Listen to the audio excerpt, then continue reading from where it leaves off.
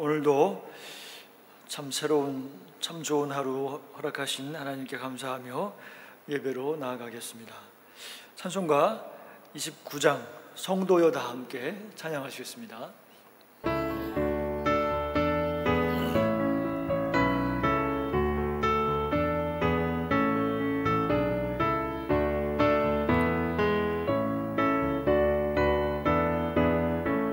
성도여 다 함께 할렐루야는 주 찬양하여라. 할렐루야는 주 보좌 앞에서 택하신 은혜를 다 찬송하여라. 할렐루야는 만문을 열어라. 할렐루야는 온 하늘 울려라. 할렐루야는 인도자 되시며 친구가 되신 주 그 사랑 그롭다. 할렐루야 아멘.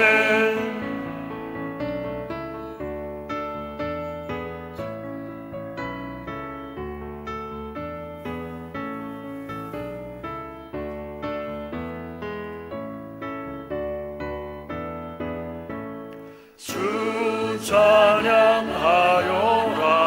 할렐루야 찬양은 끝없다. 할렐루야는 거룩한 집에서 주 은총 기리며 늘 찬송 부르자. 할렐루야는.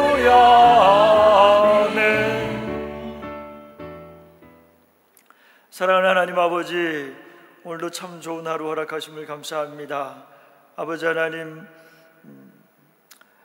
바람이 참 날씨가 추울지라도 주님께서 주신 아름다운 세상 바라보며 오늘도 주님과 동행하기를 원합니다. 아버지 하나님, 이 시간에도 주의 성령께서 함께하여 주셔서 말씀 깨닫게 도와주시고 하루 또한 붙잡고 살아야 할 말씀들을 주님 말씀하여 주옵소서. 아버지 하나님, 오늘 기도 제목으로 가지고 나온 모든 기도에 주께서 응답하여 주시고 건강을 더하여 주시고 우리의 일용할 양식을 더하여 주옵소서. 이 시간도 주님께 의지합니다. 감사하고 예수님 이름으로 기도합니다. 아멘. 오늘 말씀은 느헤미야서 12장 27절부터 43절까지의 말씀입니다. 제가 봉독하겠습니다. 예루살렘 성벽을 봉헌하게 되니 각처에서 레위 사람들을 찾아 예루살렘으로 데려다가 감사하며 노래하며 제금을 치며 비파와 수금을 타며 즐거이 봉헌식을 행하려 하매, 이에 노래하는 자들이 예루살렘 사방들과 누도바 사람의 마을에서 모여들고 또 벳길갈과 게바와 아스마вет들에서 모여들었으니 이 노래하는 자들은 자기들을 위하여 예루살렘 사방의 마을들을 이루었습니다. 제사장들과 레위 사람들이 몸을 정결하게 하고 또 백성과 성문과 성벽을 정결하게 하니라. 이에 내가 유다의 방벽들을 성벽 위에 오르게 하고 또 감사 찬송하는 자의 큰 무리를 둘로 나뉘어 성벽 위로 대오를 지어 가게 하였는데, 한 무리는 오른쪽으로 분문을 향하여 가게 하니 그들의 뒤를 따르는 자는 호세야와 유다 지도자의 절반이요 또 아사랴와 에스라와 무술람과 유다와 베냐민과 스마야와 예레미야이며 또 제사장들의 자손 몇 사람이 나팔을 잡았으니 요나단의 아들 스마야와 손자 마띠냐의 증손 미가야의 현손 사꿀의 5대손 아삽의 6대손 스가랴와 그의 형제들인 스마야와 아사렐과 밀랄레와 갈랄레와 마에와 느다넬과 유다와 하나니라.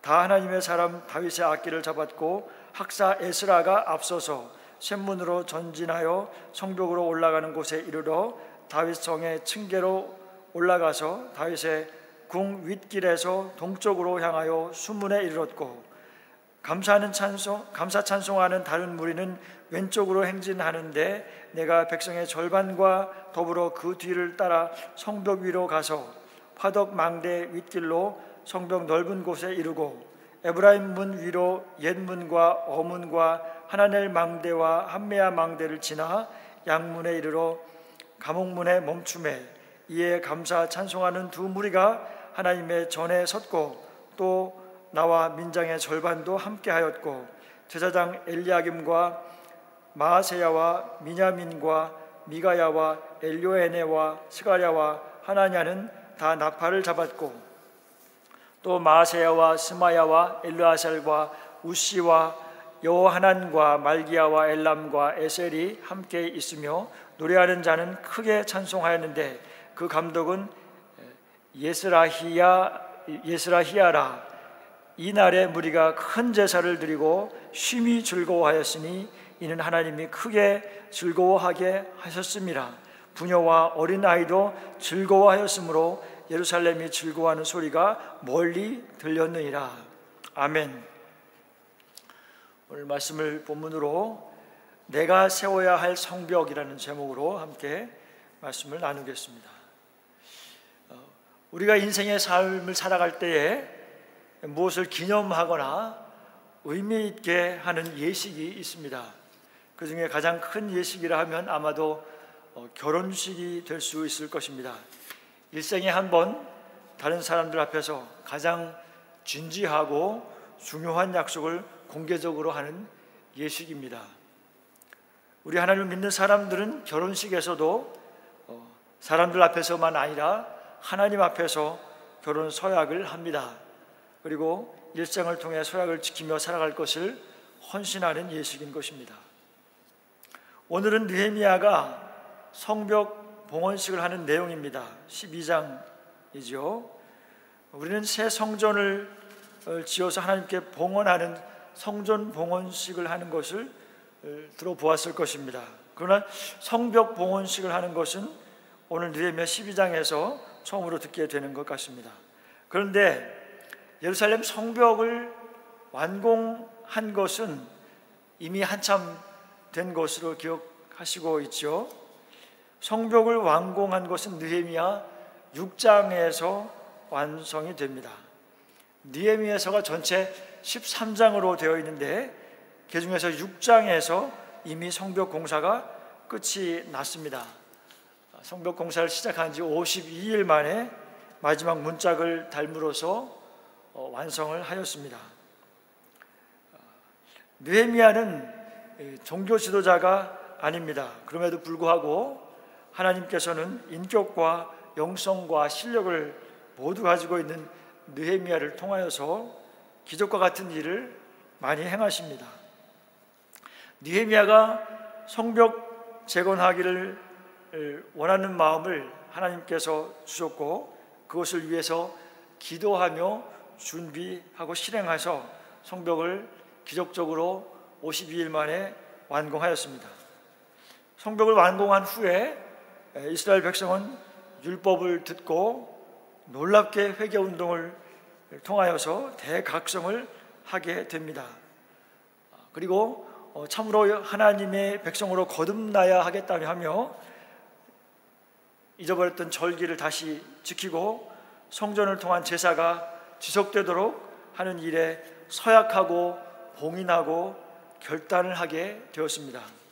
그리고 느헤미야는 예루살렘 성 안에 거주할 사람들을 채우기 위해서 백성들을 이제 재배치하는 일도 하였습니다. 그렇다면 왜 성벽이 완공되고 바로 성벽 봉헌식을 하지 않고 한참이 지나서 12장에 와서 이제야 하는 걸까요? 일반적으로는 봉헌식은 완공하고 바로 드리는 것이 일반적일 것으로 생각할 수 있습니다. 그러나 느헤미야의 생각에는 단순히 성벽만을 재건하는 것이 중요한 것이 아니었습니다. 느헤미야는 영적인 신앙 공동체인 이스라엘을 재건하는 것이 그의 최종적인 목표였습니다. 따라서 지금까지 보아왔던 것처럼 이스라엘을 재건하는데 첫 번째로 우선 성벽을 재건하였습니다. 그 다음에 성 안에 살면서 성전을 내서 제사를 드릴 수 있는 인원이 너무 작았습니다. 그래서 백성들의 10분의 1을 성 안에 거주할 수 있도록 재배치를 하였습니다. 또 여러 도시에 필요한 것들을 재정비하였습니다. 여러 가지 제사를 위한 제도나 또 함께 살아갈 때 또 성전 봉사하는 사람들이 거주하는 그런 방이라든지 이런 모든 것들을 재정비하였습니다. 어느 정도 도시를 정비한 후에 이제 말씀 운동을 일으킵니다. 이 말씀 운동은 정말 자연 발생적으로 시작되었습니다. 또 말씀을 통한 정체성 확인을 하였고 또 이제 새 언약을 세우고 서명하고 봉인하면서 영적으로 크게 이제 새롭게 되고자 하는 대각성 운동이 일어났습니다. 이스라엘 백성들이 새로운 삶을 주도하여서 해 나갈 수 있는 주역으로 세우고자 했던 것입니다. 영적인 삶의 준비가 다 된 후에 이제 성벽 봉헌식을 하는 것입니다. 이렇게 외형적인 환경과 형식을 다 갖출 뿐만 아니라 이제 내적이고 영적인 모든 것을 다 갖춘 다음에 12장에 와서야 이제 성벽 봉헌식을 하는 장면을 볼 수가 있습니다. 참으로 느헤미야는 주도 면밀하고 그가 얼마나 책임감이 강하고 기도하는 사람인가를 볼 수 있습니다. 그리고 말씀 중심으로 이스라엘을 재건하는 것을 볼 수 있습니다. 이제 오늘 성벽 봉헌하는 장면입니다. 12장 31절에 이에 내가 유다의 방백들을 성벽 위에 오르게 하고 또 감사 찬송하는 자의 큰 무리를 둘로 나누어 성벽 위로 대오를 지어 가게 하였는데 한 무리는 오른쪽으로 분문을 향하여 가게 하니 라고 말씀했는데요, 느헤미야는 유다 백성들을 성벽 위로 올라가게 하였습니다. 참으로 놀라운 광경이 벌어집니다. 지도자들과 감사 찬송하는 자들, 그 찬양대원들입니다. 많은 무리들을 둘로 진영을 나눕니다. 그래서 한 무리는 성벽 위에서 올라가서 오른쪽으로 향하게 하고 그 뒤를 지도자들의 절반이 따라가게 하였습니다. 그 중에 몇 사람은 나팔을 불었고 어떤 사람은 다윗의 악기를 가지고 연주하며 성벽 위를 행진해 갑니다. 이 무리들의 앞에는 종교 지도자인 에스라가 앞장섰습니다. 또 다른 한 무리는 성벽 위로 올라가서 왼쪽으로 행진하는데 거기에는 느헤미야가 앞장서서 함께 갑니다. 거기에도 백성의 절반이 함께하고 있었습니다. 이렇게 두 무리가 성벽 위에 한쪽 끝에서 시작하여 각기 반대 방향으로 행진하여 두 무리가 한 곳에 만나서 그곳에서 만나서 하나님의 성전에 모두 함께 도착하여 모였습니다. 이렇게 이것은 참 다른 사람에게 보여주는 큰 퍼포먼스입니다.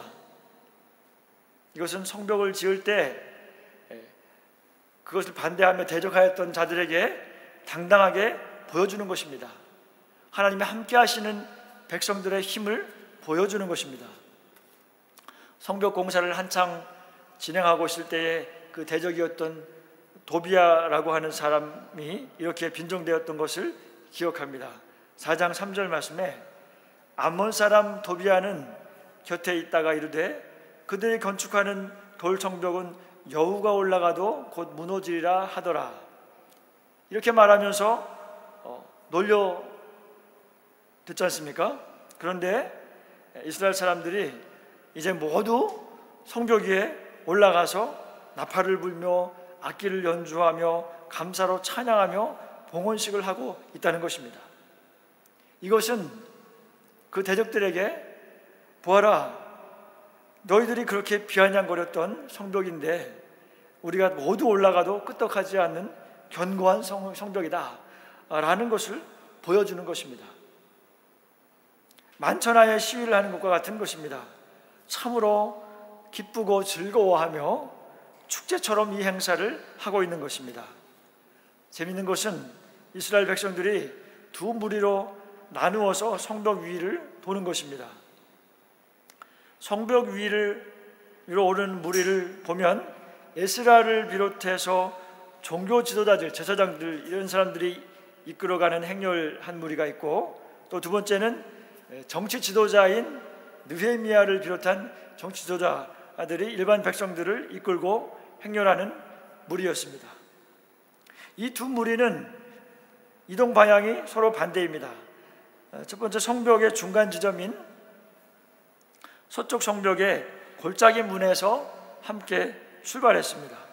같은 곳에서 출발해서 반대 방향으로 성벽을 이렇게 돌았습니다. 그래서 각각 성벽을 반 바퀴 정도 돌아서 성전 뜰에서 합류하였습니다. 이것은 우리에게 보여주는 시사점이 있습니다. 이제 이스라엘 모든 백성은 성전 중심으로 살아가게 될 것이다 라고 하는 것을 보여주는 것입니다. 이제 이스라엘은 새롭게 되어 새 이스라엘이 되었다는 것을 상징적으로 보여주고 있는 것입니다.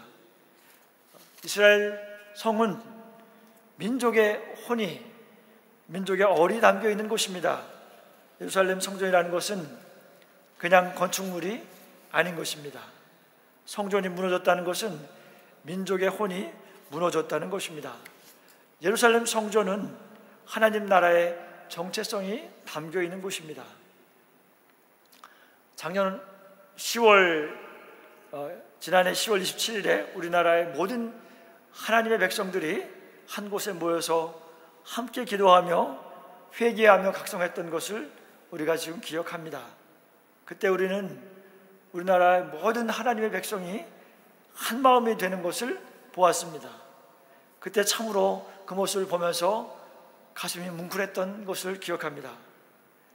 우리나라의 모든 하나님의 백성이 정체성을 드러내는 날이었습니다. 그래서 악한 법이 세워지지 않도록 하나님께 기도하였고 회개하며 찬양하며 참 많은 믿지 않는 사람들에게 드러내 보이는 날이었습니다. 정말로 참 감격스러운 날이었습니다. 이처럼 이스라엘의 성벽 봉헌식은 포로에서 귀환한 모든 백성들이 하나님의 택하신 백성들로 드러내는 행사였습니다. 이스라엘이 감사와 기쁨으로 찬양하며 종교 지도자 에스라와 또 세속의 지도자인 느헤미야가 이끄는 두 무리가 이제 하나님의 성전 뜰에서 하나가 되었습니다. 성전 봉헌식을 하는 백성들은 이때 참 얼마나 감격스러웠을까요? 12장 43절 말씀입니다. 이날에 무리가 큰 제사를 드리고 심히 즐거워하였으니 이는 하나님이 크게 즐거워하게 하셨습니다. 부녀와 어린아이도 즐거워하였으므로 예루살렘이 즐거워하는 소리가 멀리 들렸느니라. 이날에 이스라엘 백성들이 큰 제사를 드렸다고 그랬습니다. 그리고 심히 즐거워하였다고 했습니다. 이것은 하나님께서 주신 기쁨입니다. 보통은 성경에서 사람을 계수할 때에 그 수에도 들어가지 않던 부녀와 어린아이들까지도 즐거워하였다고 표현을 하고 있습니다. 이같이 모든 백성에게 경사스러운 날이었다는 것입니다. 유다 백성들은 지금 우리와 같이 가까이에 교회가 있어서 언제든지 갈 수 있지가 않았던 때였습니다. 그때는 하나밖에 없는 성전을 중심으로 신앙생활을 했던 이스라엘 백성들이 그 무너졌던 성벽을 완성하고 그것을 하나님께 봉헌하게 되었으니 참으로 얼마나 감격스러웠을까 하고 생각해 봅니다. 상상해 볼 수 있을 것입니다. 그 즐거워하는 소리가 멀리 대적들에게까지도 들렸다고 하였습니다.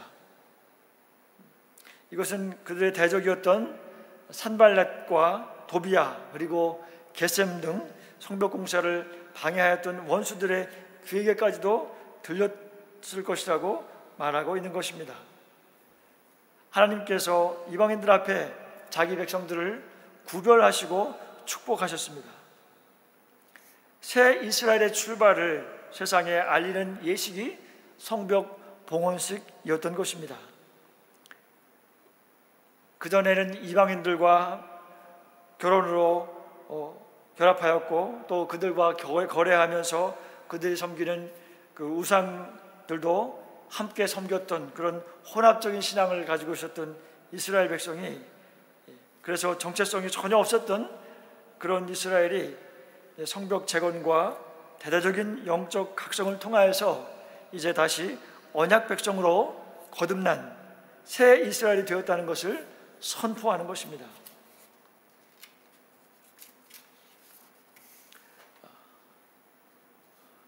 오늘 우리도 이스라엘처럼 저 바닥까지 무너졌던 백성을 성벽 꼭대기까지 높이 올려주시는 하나님이심을 믿어야 합니다. 무너진 백성을 온전히 세워주시는 하나님의 은혜를 기억해야 합니다.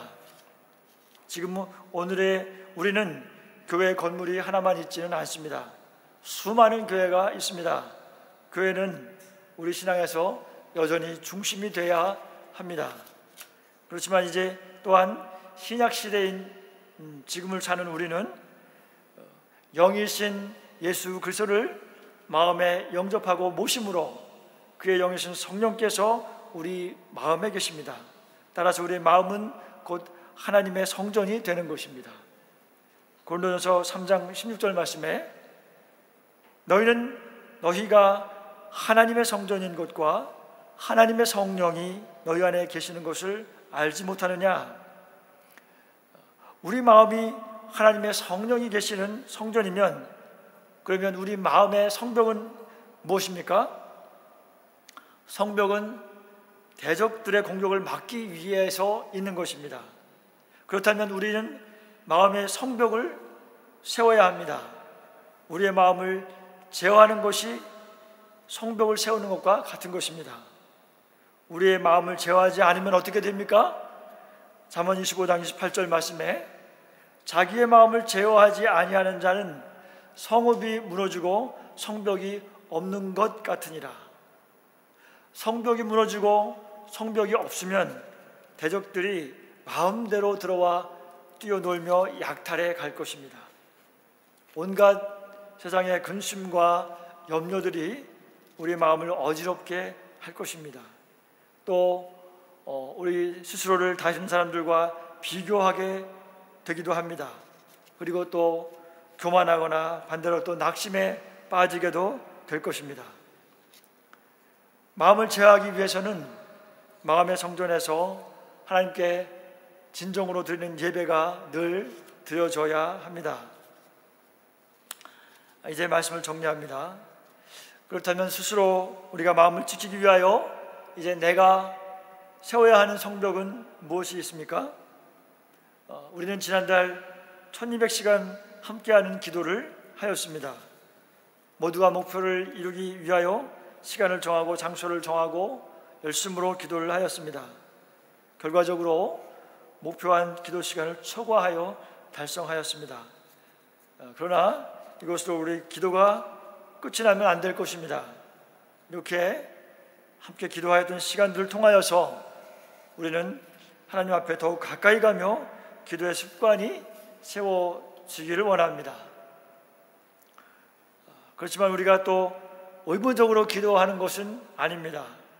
우리는 기도를 해야 하는 것이 아니라 우리는 기도할 수밖에 없는 존재가 된 사람들입니다. 기도가 우리의 살 길이 된 사람들입니다. 그래서 기도의 성벽을 세워야 합니다. 또 말씀의 성벽을 세워야 합니다. 느헤미야가 성벽을 세우고 이스라엘 신앙 공동체를 다시 재건하였던 것과 같이 우리도 영적인 성벽을 세우고 지키며 즐거움으로 감사와 찬양의 예배를 드리기를 원합니다. 저와 화미교회 모든 성도님들이 하나님 앞에 마음의 성벽을 견고히 세우기를 원합니다. 기도의 성벽, 또 말씀의 성벽을 재건하여서 악한 사탄의 공격을 막아내므로 견고한 믿음의 사람이 되며 감사와 즐거움으로 예배하는 예배자가 다 되시기를 예수님의 이름으로 축복합니다. 아멘. 주기도문 하심으로 예배를 마치겠습니다. 하늘에 계신 우리 아버지여, 이름이 거룩히 여김을 받으시오며 나라가 임하옵시며 뜻이 하늘에서 이루어진 것 같이 땅에서도 이루어지이다. 오늘날 우리에게 일용할 양식을 주옵시고 우리가 우리에게 죄 지은 자를 사하여 준 것 같이 우리의 죄를 사하여 주옵시고 우리를 시험에 들지 말게 하옵시며 다만 악에서 구하옵소서. 대개 나라와 권세와 영광이 아버지께 영원히 있사옵나이다. 아멘.